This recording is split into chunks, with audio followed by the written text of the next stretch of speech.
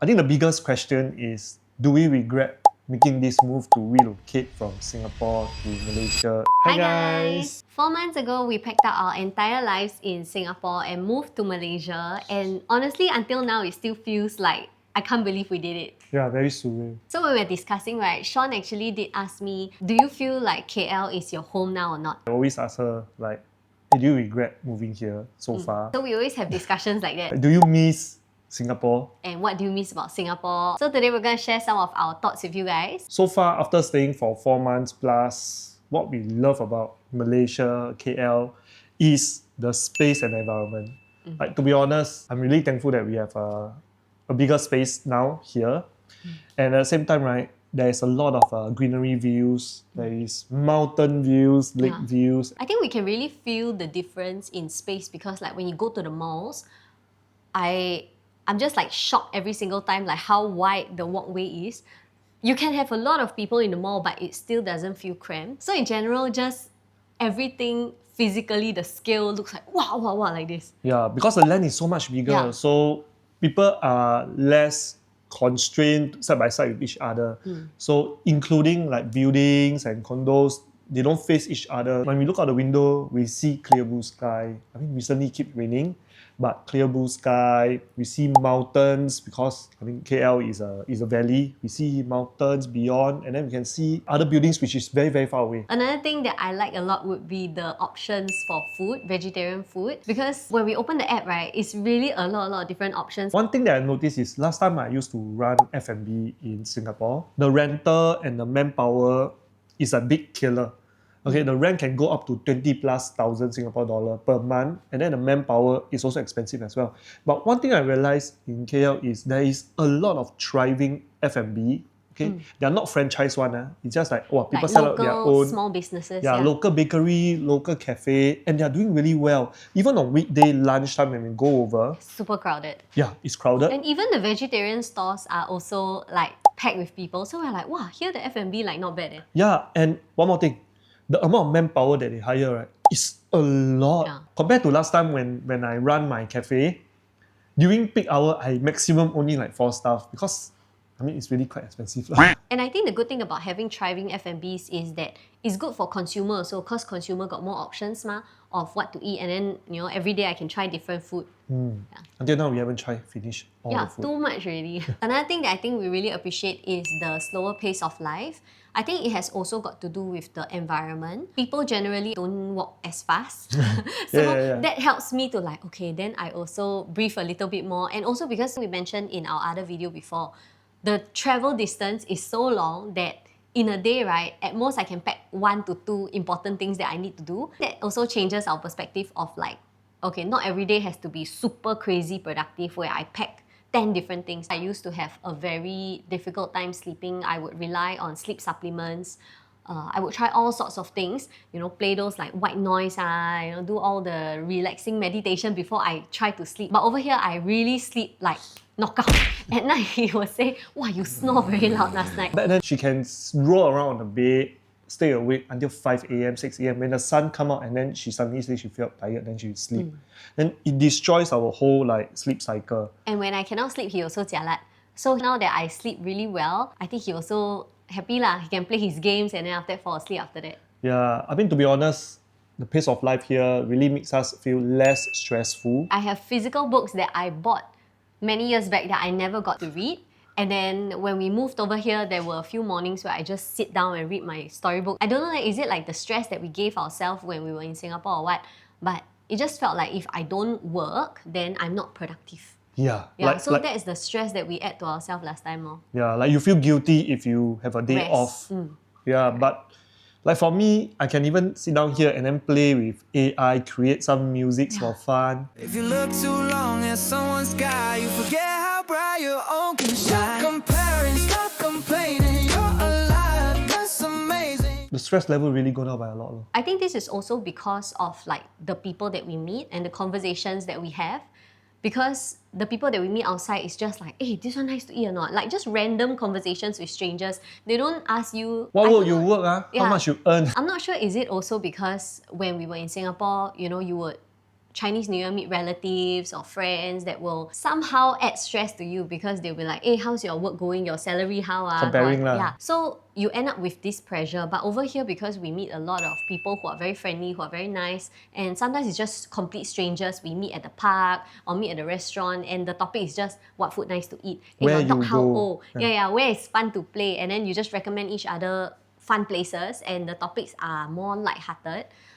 The stress that we absorb is a lot lesser. So I think this part of relocation actually give us a bit more space to breathe. Maybe just not meeting And people who add stress to you.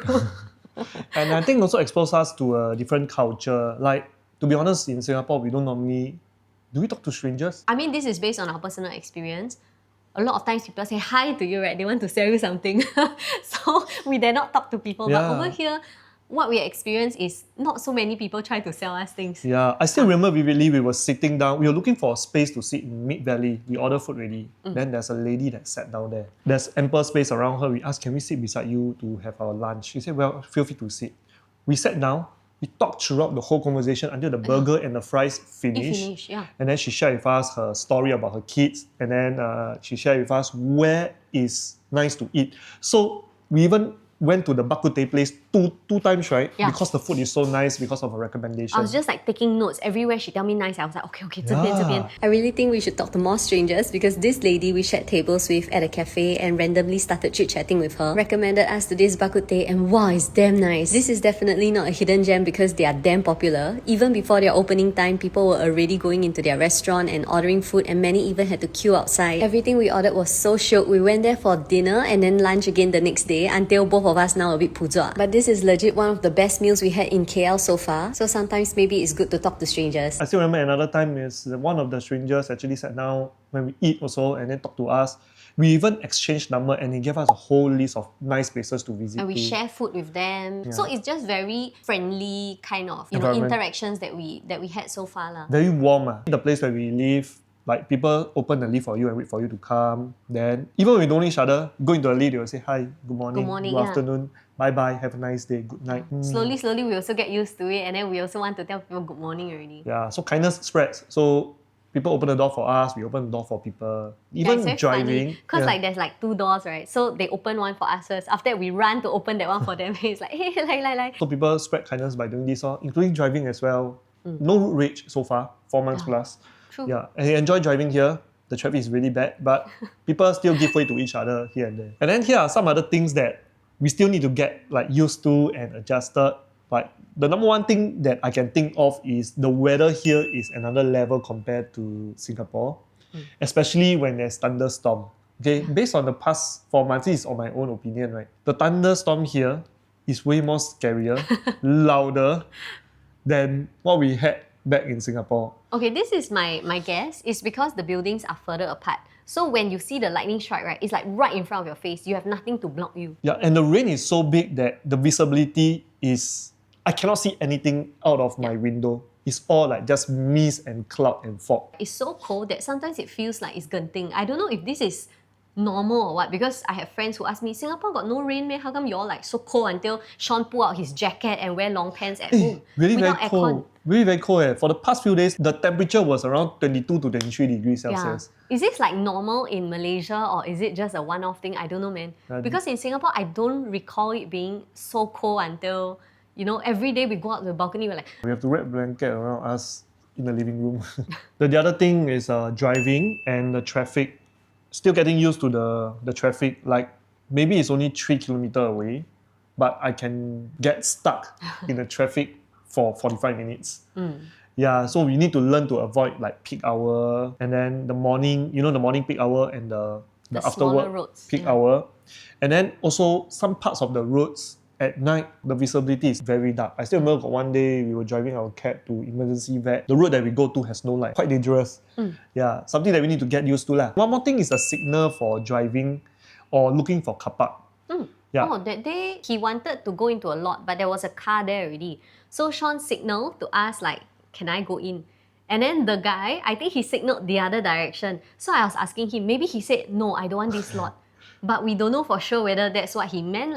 Yeah. So in the end, Sean did not park. So he just went past and looked for another lot, and then that guy really didn't go in. But I missed the parking already, so I have to look for another parking lot. Back in Singapore, when we were waiting for parking lot, we always press the hazard light, so the two lights will start to blink. Yeah, but here I realized when people are waiting for their parking lot or when they are about to park, they turn on the light where they are going to park. The direction. Yeah, so I don't know the hazard light is for what. And also because like in Malaysia, a lot of the cars are tinted. So you can't see the driver say, yes, can, no, cannot. You cannot see them, do gestures like that. So it's a lot on like Morse code. Yeah, so getting used to. So if you all got any tip, right, like what to do when you're waiting for parking and when they signal, what does it mean? Let us know in the comment below. I only know sometimes when I press the light to say thank you when people let me cut through the lane. I think the next thing that we need to get adjusted to is the administrative process here in Malaysia. I kena saman already. For the past 4 months, I think I kena 2 samans. And I realized some samans can be paid from the app. And then there are some other saman that I cannot pay through the app at all because we are not Malaysians. We cannot use the app to pay. So we have to find out like different samans where to go to pay, and you have to travel down to a post office just to pay the saman. Now this is something that we need to get used to because in Singapore, we can just straight away go to AXS to pay for all the fines and everything. Yeah, so he kena saman because there was this parking lot that we didn't know that we need to pay the parking using a different app. Yeah, so the thing is there are different apps or different ways to pay for different parkings, although we are still within KL. So this is something that we need to learn and get used to. And I guess we can only find out through kena saman. Yeah, so then we're like, oh, it's another app. But one thing good is the saman can be discounted if you pay early. So from $100 saman become like $30. Yeah. So they would rather you pay less than don't pay at all. Yeah. For discount, it's so good. So the other thing is when we were doing our converting of our license, I mean for Singapore driving license to Malaysia driving license, we have to go down a few times just to get it done. Yeah, cannot be done online. So we had to drive a 30 minutes drive down to JPJ. Yeah, at the Wangsa Maju area because that's the only area for foreigner. So the entire process, because it's segmented to different parts, right? The conversion of license took us like 5 visits back and fro to the JPJ to get the official license done. So because the process is more manual, we just learn to go with the flow. Good news is the trip to there, you get to see the Batu Cave, the view. The view is really very nice. The view is nice on the way to Wangsa. So every time he go there, it's like, oh, road trip, and we go and see the mountains and all that. Until now, I haven't go to Batu Cave. Because of the rain. The other thing that I find it quite troublesome is we have to bring our passport everywhere we go. Because driving license does not equate to like your identification. And MM2H holders in Malaysia doesn't have an official like card. You know when you are a PR or you are a work permit holder in Singapore, you get to have an ID card. So that one is like your IC. But for us as an MM2H visa holder, there's no identification for us. All we have to do is to bring our passport as a form of identification. Yeah, so this is something quite troublesome. We have to carry the passport everywhere we go, like a tourist. I think one of the things that we are also still getting used to is like all our usual places that we would frequent to buy things that we need. Like, oh, my hairband broke. I need to go to those small mama shop to buy a hairband. Now we have to relocate all these like places that we would map in our head. Like, oh, to buy pet stuff, where is it? To buy our little like home stuff, where is it? In Singapore, we have this shop called Tilak, which is where you buy all the home mops, pails, all that stuff. So over here, we have to like remap and like, oh, Mr. DIY. So everything have to start from scratch. Our favorite laksa place, our favorite bubble tea or whatnot, we have to like remap. I mean, the good thing is KL has a lot of nice food. So like the food that we miss in Singapore, when we go back to Singapore, I'll eat them. But then like over here, we still have nice food to eat. Previously, when we were driving in Singapore, the maximum like driving duration is 30 minutes. Like one end to the other end of Singapore. But then now here, even when we go to one place, we have to get used to drive up to 15 minutes, up to 1 hour. Yeah, something that I need to get used to because quite tiring to drive so long. Actually, I'm quite proud of Sean because that day he was talking to our friends. He was like, 30 minutes only what? Drive there 30 minutes only what? I was like, whoa. Yeah, something that I get used to already along the way like this. But then if you're thinking of traveling out of KL to explore different places, then need to slowly train ourselves to have more endurance when we drive. And one more thing that we haven't figured out and is confusing to me because from young I was very bad at geography already, very bad at directions and all that. There is this term called Klang Valley, there is Greater KL, And then, like, to me, in my head, KL is KL. Like, everywhere that we can drive to is KL, right? But then sometimes I say KL and people are like, no, that is Selangor. No, that's Cheras. And I'm like, Isn't that all yeah, considered like, KL? correct. To me, it's still KL. So this is something that we haven't figured out. So if anyone has any easier explanation of like KL, Greater KL, Klang Valley, in the simplest way possible, please help to explain to us. I think the next thing is, how are you feeling right now after staying here for 4 months plus? When we were staying here for the first 2 months, I personally feel like a tourist because everything is new.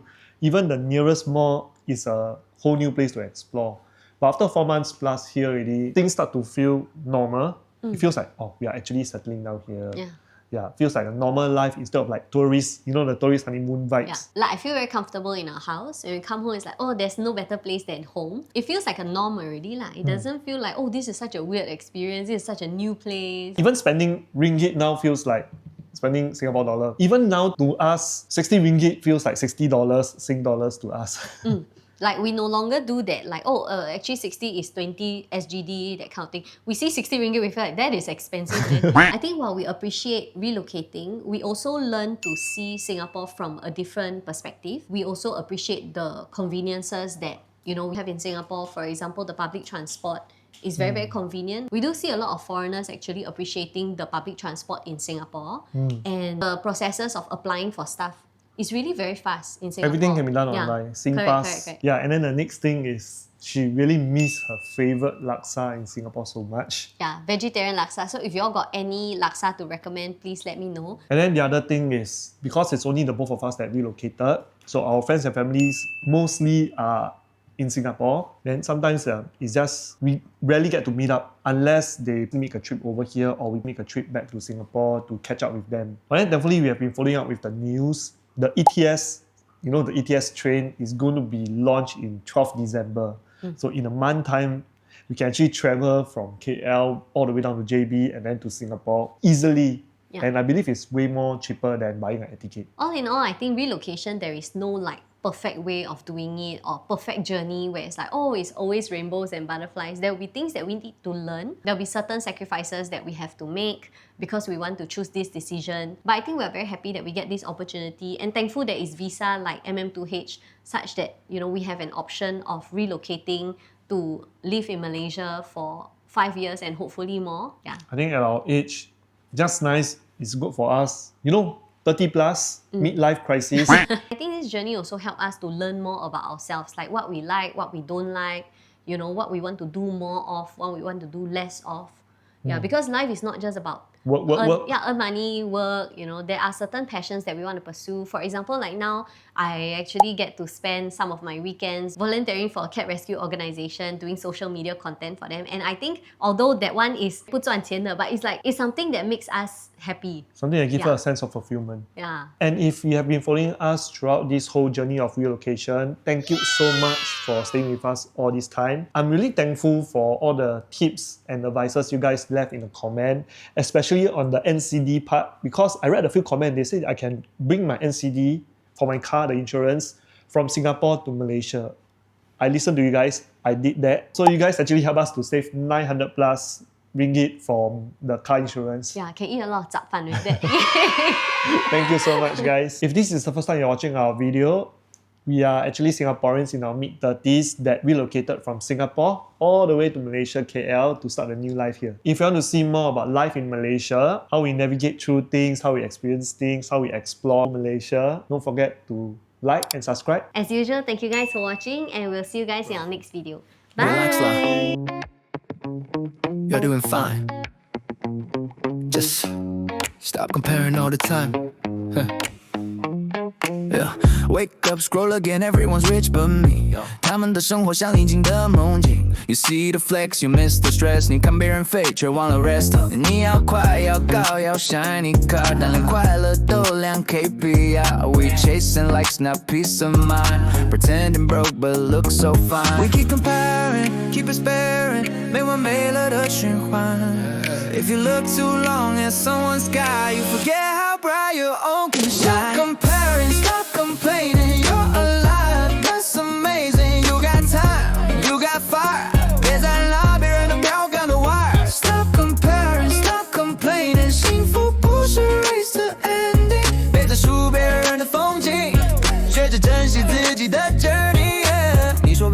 better, but you don't see. Time of years I envy somebody. 每个人都在装从容 but inside 都 tired of the scroll. We fight so hard to look okay, but please don't post on feed anyway. So mute the noise, breathe again. You're not behind, you're just human, man. 不是说要你假装快乐，只是别忘了还有选择。Stop counting what you don't know. Start living what you don't. Stop counting what you don't know. Start living what you grow.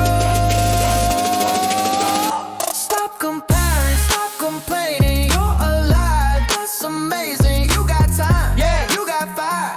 别再拿别人的刀干的玩。Stop comparing, stop complaining. 幸福不是 race 的 ending. 别再数别人的风景，活出你自己的 meaning。On your route, stop comparing, and live it out.